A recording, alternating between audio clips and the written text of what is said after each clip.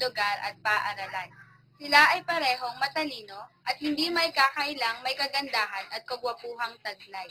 Lumaki sila sa isang marangyang pamilya, ngunit kulang sa pag-aaruga dahil palaging nasa trabaho ang kanilang mga magulang. Isa pang dahilan kung bakit sila kilala sa kanilang lugar ay ang kanilang pagiging mapanakit sa mga taong nakapaligid sa kanila. Kaya't isang araw, pinapunta sila ng kanilang lola sa bahay nito. Mga apo, kamusta na kayo? Edi okay lang. Oo nga, ba't mo kami pinapunta dito? Halika kayo sa taas, mga apo, at may kwento ako sa inyo. Siguradong matutuwa kayo.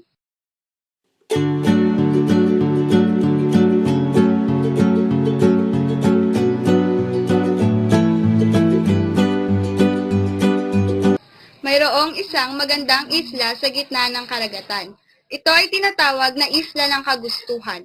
Dito naninirahan ang mga bagay na madalas pinaprioridad ng mga tao, pati na rin ang pangunahing emosyon nila.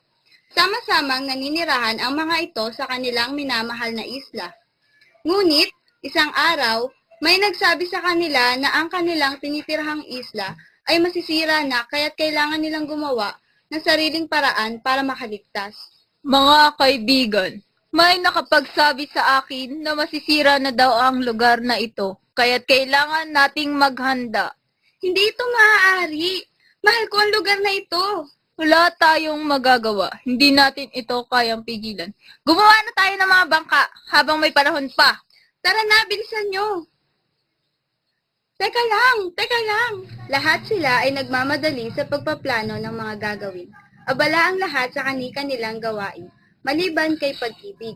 Dahil sa sobrang pagmamahal sa isla, kaya ayaw niyang lisanin ang lugar na ito. Bakit wala kang ginagawa? Ayokong umalis sa lugar na to. Mahal na mahal ko to. Marami tayong magandang alaala dito. Ngunit, baka mamatay ka pag wala kang ginawang barko. Naniniwala ako sa pagmamahal ko sa lugar na to. Nang dumating na ang unos, naku, paano na ako nito? Malulunod ako. Kayamanan, maaari mo ba akong makisakay sa iyong bangka? Hindi pwede, Pag-ibig. Puno na ng pera ang aking bangka. Sige, paalam na.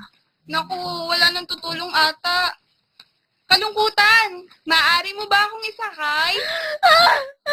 Hindi, ayoko. Gusto ko mapag-isa. Sasamahan kita, hintayin mo ako. Ano ba yan?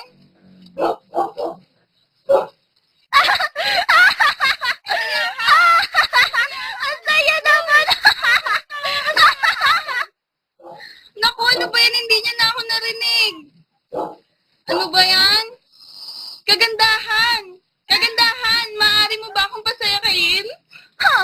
Hindi pwede, no? Tingnan mo nga yung sarili mo. Ang pangit mo. At basang-basa ka pa. Diyan ka na nga. Che. Ano ba yan? Ang sama mo naman. Wala na ata talagang nagpapahalaga sa akin. Halika, Pag-ibig. Sakay na. Now na. At nakarating silang lahat ng ligtas sa isla ng mapayapa. Katalinuhan, alam mo ba kung sino nagligtas sa akin? Siya si Oras. Isa sa pinakamahalagang bagay na dapat binibigyang halaga ng bawat isa. Hindi magandang prioridad ang isang bagay lamang. Dapat matuto tayong ibalanse ang lahat, lalo na ang pag-ibig at oras.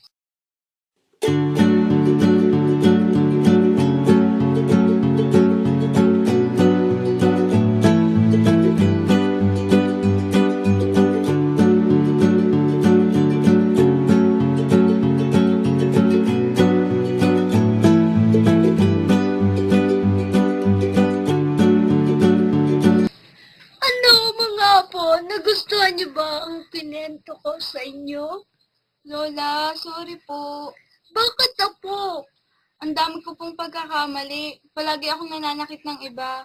Ngayon ko lang po na-realize kung gaano sila kahalaga sa akin. Oo nga po, Lola. Babago na po kami. Simula ngayon, hindi na po kami uulit na manakit ng iba. Mabuti naman at ngayon ay maliwanag na sa inyo, mga apo. Sa susunod, wag niyo na ulit yun gagawin, ha? Dapat ay palagi kayong nagmamahalan at huwag sasaktan ang isa't isa.